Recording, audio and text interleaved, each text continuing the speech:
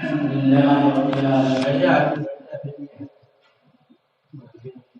والصلاة والسلام على رسوله محمد وعلى آله وأصحابه أجمعين أما بعد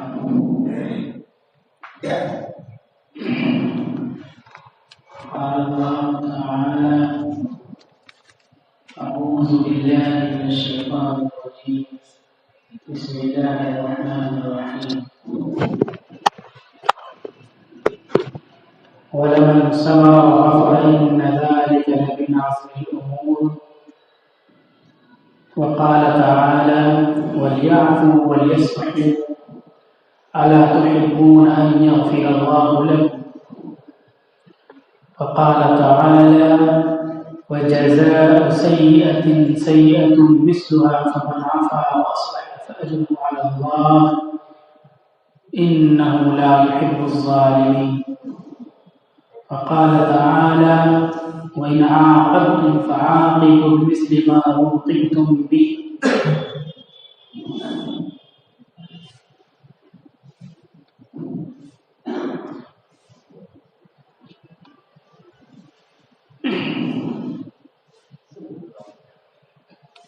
صدق الله العظيم وصدق رسوله النبي الكريم أما بعد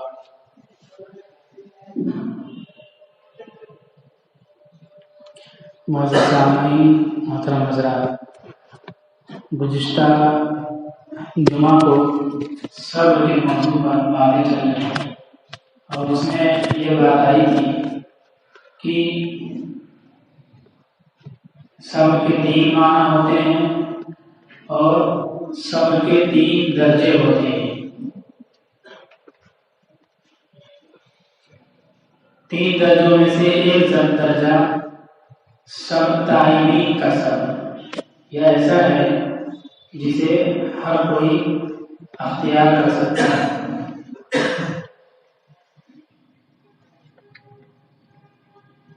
اس میں یہ ہے کہ ہم اپنی شکایتیں اور اپنی پریشانیاں ہر کسی سے نہ بیان کریں، بلکہ جو ہماری پریشانی دور کر سکتا ہے صرف اسی سے بیان کریں۔ یہ ہر مسلمان کو اختیار کرنا چاہیے، ہر کسی سے اپنی پریشانی نہیں بیان کرنا چاہیے۔ دوسرا صالحین کا، تیسرا صدیقین کا میں بتلایا تھا۔ صبر کے تعلق سے جو حالات آتے ہیں، ایک ملکی پیمانے کے، عالمی پیمانے کے حالات، اس میں ہم کو کیا کرنا چاہیے یہ بات آئی تھی۔ صبر کے تعلق سے جو آپسی حالات اور معاملات آتے ہیں، اس میں ہم لوگوں سے کوتاہی ہوتی ہے، اس میں بھی صبر کا پہلو ہے اور صبر ہم کو آپسی معاملات میں بھی اختیار کرنا چاہیے، ملک اور عالمی حالات میں بھی اور آپسی معاملات میں بھی۔ آج کے خطبے میں صبر کے اسی پہلو پر ہم بات کریں گے۔ آپسی حالات اور آپسی معاملات، کسی کی طرف سے کوئی زیادتی ہو گئی یا اپنے ہی اللہ نے کوئی وسعت اور کوئی طاقت دی ہے اور کچھ کام کرنا چاہتے ہیں، تو شریعت کے حدود میں ہم رہیں، شریعت کی حدود سے نکل کر کے ایسا کوئی کام نہ کریں جس سے دوسرے کو، آپ کے پارٹنر کو، آپ کے ساتھی کو، آپ کے پڑوسی کو، آپ کے رشتہ دار کو، کسی کو کوئی تکلیف پہنچے۔ یہ بھی صبر ہے، آپسی معاملات۔ کسی سے کوئی رنجش ہے، کوئی تکلیف ہے، شریعت اس سلسلے میں کیا کہتی ہے؟ ہم شریعت کو دیکھیں اور شریعت سے بند کر کے اس معاملے کو حل کرنے کی کوشش کریں، یہ صبر ہے۔ خاص طور پر آپس میں جب اختلافات ہو جاتے ہیں اور دلوں میں کھٹاس پیدا ہو جاتا ہے اور رنجشیں پیدا ہو جاتی ہیں، تو ہم صبر کا دامن چھوڑ دیتے ہیں۔ کھٹاس اور رنجش کے تعلق سے غزوہ تبوک کا واقعہ ہم نے آپ لوگوں کو سنایا تھا۔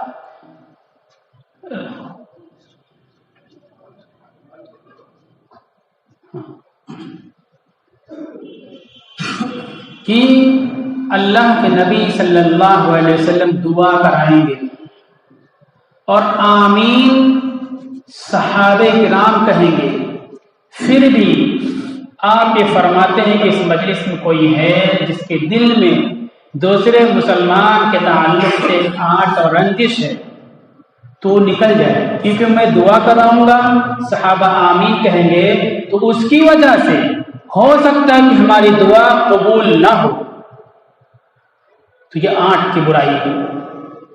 انہوں نے توبہ کیا، آپس میں معافی مانگا، پھر دعا کی، تو بغیر جنگ کے فاتح بنے اور فتح حاصل ہوئی۔ مدینہ منورہ سے کوئی کمک پہنچنے والی نہیں کہ فارس کی سرحد پر، ایران کی سرحد پر 3 لاکھ ایرانی فوج تھی۔ ہرقل ذمہ دار تھا، سپہ سالار وہاں کا گورنر تھا، اس نے کہا کہ ان سے جنگ جیت نہیں سکتے ہو، سب لوگ اسلام قبول کر لو۔ تو جو وزیر تھے سب بولے کہ یہ تو بددین ہو جا رہا ہے، تو اس کو ڈر لگا کہ میری حکومت چلی جائے گی، تو اس نے کہا ٹھیک ہے دین نہ بدلو، لیکن میں صحیح بات بتاتا ہوں، جنگ جیت نہیں پاؤ گے، ان سے جنگ مت کرو۔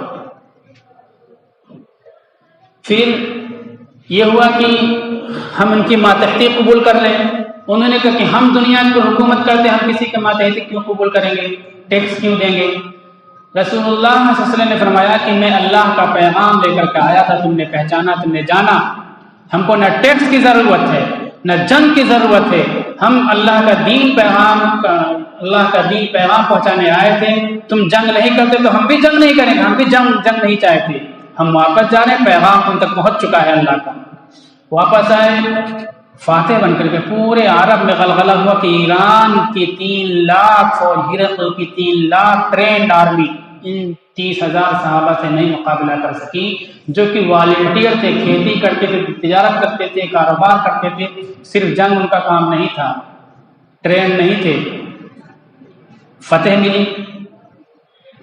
تو جس مجلس میں ایسا شخص ہو جس کے دل میں دوسرے مسلمان کے تعلق سے رنجش اور آٹ ہو، وہ کیا ہے؟ اس کی وجہ سے دوسرے کی دعا قبول نہیں ہوگی۔ نبی دعا کرائیں گے، روئے زمین پر ایسی مقدس جماعت صبح قیامت تک نہیں پیدا ہوگی، نہ اس سے پہلے پیدا ہوئی تھی وہ مقدس جماعت آمین کہنے کے لیے بیٹھی ہوئی تھی، لیکن آقا مدنی صلی اللہ علیہ وسلم نے فرمایا اگر اس مجلس میں بیٹھے ہوئے کسی شخص کے دل میں آٹھ دوسرے کا تعلق سے ہے تو ہو سکتا ہے ہماری دعا رد کر دی جائے، تمہاری آمین رد کر دی جائے۔ صبر کے تعلق سے آخر جو معاملات ہوتے ہیں ہم اس میں شریعت کی حدود کی پابندی نہیں کر پاتے ہیں، چھوٹی چھوٹی باتیں ہو جاتی ہیں، ہم دل میں لیے بیٹھے رہتے ہیں اور دل میں رائی کو پہاڑ بنا لیتے ہیں اور رنجشوں کو دلوں میں پانا کرتے ہیں۔ روایتوں میں آتا ہے جو مقبولیت کی راتیں ہوتی ہیں، لیلۃ القدر کی، شب برات کی اور دوسری راتیں، اس شخص کی دعا اور توبہ نہیں قبول ہوتی ہے جس کے دل میں دوسرے کے تعلق سے رنج اور آٹ ہوا کرتی ہے، کینہ اور کپٹ ہوا کرتا ہے۔ رسول اللہ صلی اللہ علیہ وسلم نے ارشاد فرمایا، روئے زمین پر کسی بھی انسان کے تعلق سے میرے دل میں کوئی رنجش اور آٹ نہیں ہے۔ سوچئے وہ لوگ بھی ہیں جنہوں نے آپ کی گردن پر اوجھڑی رکھی تھی، وہ لوگ بھی ہیں جنہوں نے آپ پر سنگباری نہیں کرائی تھی، وہ لوگ بھی ہیں جنہوں نے غزوہ احد میں آپ کے دندان مبارک کو شہید بھی کیا تھا، وہ لوگ بھی ہیں جنہوں نے آپ کی آنکھوں کے سامنے آپ کے ماننے والوں کو ہتھکڑیاں پہنائی تھی۔ آپ صلی اللہ علیہ وسلم فرماتے ہیں اس طرح کی زیادتی کرنے والے، ظلم کرنے والے، ناانصافی کرنے والے، اتیاچار کرنے والے بھی لوگ ہیں، لیکن میرے دل میں کسی بھی انسان کے تعلق سے آٹ اور رنجش نہیں ہے۔ ہم آپ صلی اللہ علیہ وسلم کے غلام ہیں، آپ کے امتی ہیں، ہمیں بھی ضروری ہے کہ آپ جیسا دل بنانے کی کوشش تو کریں، چھوٹی چھوٹی باتوں کو دلوں میں رکھ کر کے اس کو پالتے بڑھاتے رہتے ہیں، ہماری دعائیں کیسے قبول ہوں گی؟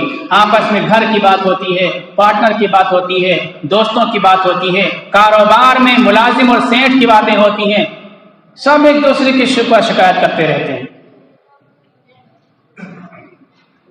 شکست خوردہ اور ہاری ہوئی قوم کی یہ پہچان ہوتی ہے کہ جنگ ہار گئے، کوئی نقصان ہو گیا تو اس کے فیکٹر، عامل اور وجوہات پر غور کرنے کے بجائے آپس میں ایک دوسرے کو تہمت دینے لگتے ہیں، تمہاری وجہ سے یہ ہوا، تمہاری وجہ سے، ہاری ہوئی شکست خوردہ اور غلام قوموں کی پہچان ہوتی ہے۔ مسجدیں ہماری اتحاد کا مرکز ہوتی ہیں. 15-20 دن پہلے ایک جگہ جانا ہوا، اس میں 3 مسجدیں اس گاؤں کے اندر ہیں. بڑے بڑے مکانات لوگوں کے، اچھے کھاتے پیتے لوگ ہیں، بڑے گھر میں جتنے افراد ہیں اس سے کم نمازی مسجد میں رہتے ہیں.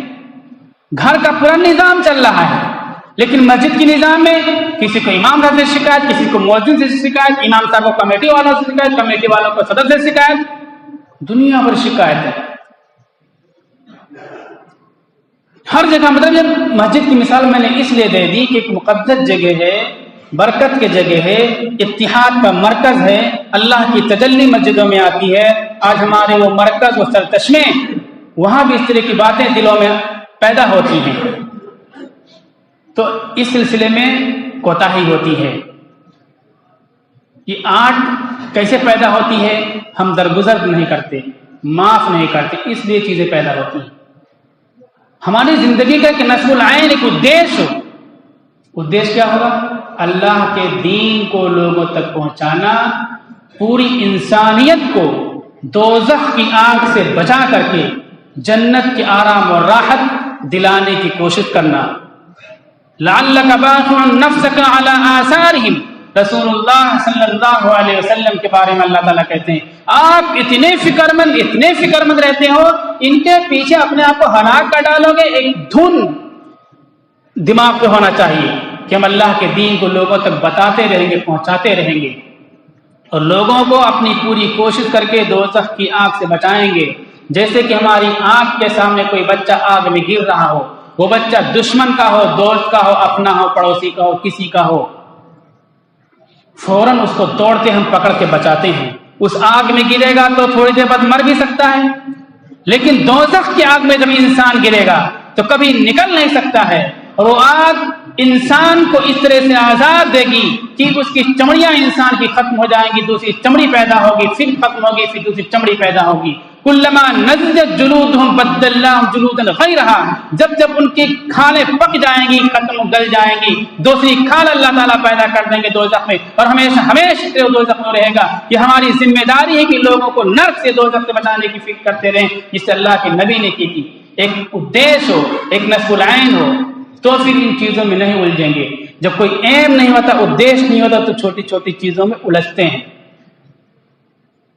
صبر اگر ہمارے اندر ہے تو ہمارا ایم بھی ہوگا، مقصد بھی ہوگا، ٹارگٹ اور ہدف بھی ہوگا. صبر نہیں ہے تو ایم نہیں ہوگا، مقصد نہیں ہوگا، اور چھوٹی چیزوں میں. تو صبر کے اس پہلو سے جو رنجشیں آپس میں پیدا ہوتی، ختم نہیں ہوتی، اس کو ہم سوچیں، معاف کیا کریں. معاف کرنے کی بڑی فضیلتیں ہیں. سب سے پہلے ہم نے گزشتہ جمعہ کو آیت تلاوت کی، جس میں اللہ تعالیٰ کہتے ہیں وَلَمَنْ صَبَرَ وَغَفَرَ إِنَّ ذَلِكَ لَمِنْ عَزْمِ الْأُمُورِ. ہر شخص چاہتا ہے کہ بہادر بنے، پہلوان بنے، نام چلے بڑے بہادر.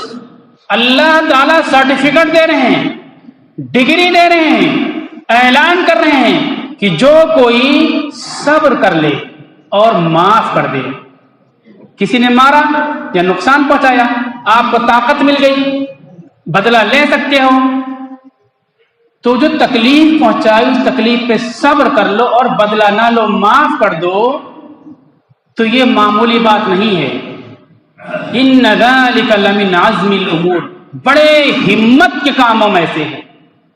کوئی بڑا کام کر دیتا ہے، پہلوانی کر دیتا ہے، چھت سے کود جاتا ہے، سانپ بچھو کسی کو پکڑ رہا ہے، کھڑا کے لے آتا ہے، تو اس کو پہلوان کہتے ہیں، بہادر کہتے ہیں. اللہ نے کہا کہ معاف کر دو، تم طاقت ہوتے ہیں، بدلہ نہ لو، درگزر کر دو، تو تم ہمت والے ہو. شیر کے منہ سے کوئی بچے کو بچا لایا بکری کے، جس سے اس کو کوئی بہادر کہتا ہے. اللہ کہتا ہے تم انسانوں کی غلطیوں کو درگزر کر دو، کمزوروں کی کوتاہیوں کو معاف کر دو، اپنے نوکروں کی ناسمجھی کو معاف کر دو. تم بڑے ہمت کے لوگوں میں سے بنو گے، تم پہلوان ہو، تم بہادر ہو، تم شجاع ہو، تم بدلے جلیل ہو. اللہ تعالیٰ سرٹیفکیٹ دیتے ہیں. ہم کو بہادر بننا ہے، بزدل نہیں بننا ہے. جو آدمی معاف نہیں کرتا، درگزر نہیں کرتا، وہ دیکھنے میں کتنا بہادر ہو، کتنا پہلوان ہو، حقیقت یہ کہ سب سے زیادہ بزدل اور انتہائی درجہ کمزور اور نیچ اور ذلیل انسان ہوتا ہے جو معاف کرنے کا حوصلہ اور ہمت نہیں رکھتا ہے۔ بڑے لوگوں کا کام یہ ہے کہ وہ معاف کر دیا کریں۔ ہم سب کو بڑا بننا ہے، اس لیے آپس میں جو رنجشیں ہو جائیں، اختلافات ہو جائیں، کھٹاس دلوں میں پیدا ہو جائے، صاف دل سے معاف کر دیا کریں۔ جسے آقا مدنی نے فرمایا میرے دل میں کسی بھی انسان کے تعلق سے کوئی آٹ اور رنجش نہیں ہے، تمام انسانوں کے تعلق سے میرا دل صاف ہے۔ اس طرح کو اپنا دل صاف کرنے کی کوشش کرنا چاہیے۔ دوسری آیت اللہ تعالیٰ کہتے ہیں وَلْيَعْفُوا وَلْيَصْفَحُوا أَلَا تُحِبُّونَ أَن يَغْفِرَ اللَّهُ لَكُمْ، سورہ نور آیت نمبر 22، کہ تمہیں چاہیے کہ تم لوگ معاف کیا کرو اور درگزر کیا کرو۔ کیا تم یہ نہیں چاہتے ہو کہ اللہ تعالیٰ تمہاری مغفرت کرے؟ یہ کس کے لیے آیت نازل ہو رہی ہے؟ حضرت ابوبکر صدیق رضی اللہ تعالیٰ عنہ، حضرت مصطح اور بہت سے صحابہ جو کچھ غریب تھے ان کو ماہانہ وظیفہ دیا کرتے تھے۔ اس میں حضرت مصطح تھے، یہ کھلیارے بھائی لگتے تھے۔ جب حضرت عائشہ صدیقہ رضی اللہ تعالی عنہ پر تہمت لگی تو فیلانے لگے۔